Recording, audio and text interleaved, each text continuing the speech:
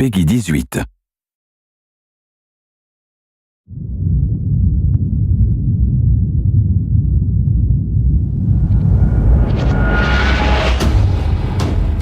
Hey everybody, Zachary Levi here. Over the last few months, we've brought you exclusive behind-the-scenes looks at the final hours of development of Tomb Raider. You've seen Camilla recording her last few lines, Rihanna musing her last few words, and Jason completing the last few notes of the score. As those key pieces lock into place, it's time to reveal one of the last portions of the game, and a team that's been shrouded in secrecy for 2 years. We're here in the beautiful and freezing Montreal, Canada, to bring you the final hours of Tomb Raider multiplayer edition. These are the final hours of Tomb Raider. Welcome to yet another world-class studio in the Square Enix portfolio, Eidos Montreal, home of the multi-award-winning game Deus Ex. Locked away in one of the far corners of the studio is a team of experienced, passionate professionals who have been specially brought together to create the first ever multiplayer component to the Tomb Raider universe. Let's meet the team behind the vision, direction, and decisions, and hopefully get a chance to play a few rounds. Here we are at Eidos Montreal. Before we get into why we're here, Carl, you now have an amazing stash, my friend. What is the impetus behind this? As a studio, we've been participating in Movember. A good friend of mine, JJ Owens, works for Movember in LA. And we set up the gaming challenge, and we brought studios from all around the world together. And I think so far we've raised somewhere in the region of $140,000, $150,000. Well done. Been a big success, although my wife doesn't necessarily always approve. She hates it? Oh, my wife wakes up in the morning. She says that she hates it. She secretly loves it. What were some of the factors that led to a multiplayer facet to this new Tomb Raider? When we started developing sort of our vision for reimagining Tomb Raider, on paper, it was all about single player. And as we started to build that world out, we had the island, we had the Solari and the scavengers. We started to realize that we had this canvas. Great warring factions, great landscapes. Yeah, we had all these really awesome places where it was all about traversal and single player. When we started looking at that, we thought, wow, well, what about multiplayer? Part of the genesis of that was Lara Croft and the Guardian of Light that kind of cracked open a door to lead you guys into the multiplayer into here at Eidos Montreal. Guardian of Light was a downloadable, a smaller scale project, and that allowed us to sort of take the risks that we wouldn't necessarily take on a full-blown project. Guardian of Light was our Pixar short. It's the idea that whilst you're building your big project, you're always thinking about that next thing, but also allowed us to be able to start understanding co-oping and networking. It was a game that actually brought Tomb Raider fans together for one of the very first times. You hear them in their ear and they were having fun. And as a result of that, that led to us thinking about multiplayer. Hopefully our single-player experience we're delivering is a very sort of single-player, solitary, immersive type of experience. But at the same time, we believed tomb raiding together with friends would be fun. Tomb raiding, I think that's the first time I've ever heard that term. I like that. It's fun. You know, axe climbing and zip lining and the traversal that we get in there and the traps. For me, it was very sad to have that catch-22 of it would be great to do this in multiplayer, but we just can't split our resources like that. And that's how Eidos Montreal came about. We had staffed up our team to develop a single player. Everybody was gelling together really well, and it wasn't something that we wanted to just bolt on. We always said if we were going to do it, we're going to do it right.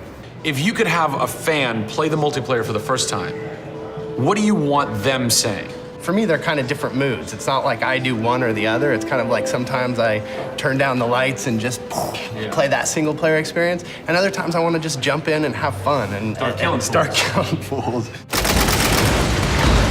Joe Curry, producer of multiplayer on Tomb Raider. It's the first time Tomb Raider has ever incorporated multiplayer, and you're in charge of that. Yeah. What's running through your mind when you get that call? Well, first off, exciting, right? I mean, we're all huge fans of Tomb Raider on the team. I mean, we grew up with Lara Croft. But when we spoke to Crystal, like, we want to do multiplayer, and we're thinking, how do you do that? It's always been Lara's story. You've been in charge of creating the first ever Lara Croft Tomb Raider. No pressure. Multiplayer. No pressure, Zach. Thank you.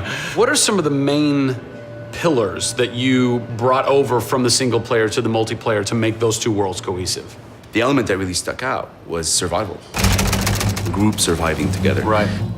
But then traversal, the ability to go up and down and kind of everywhere in a level. The weapons, you know, the characters.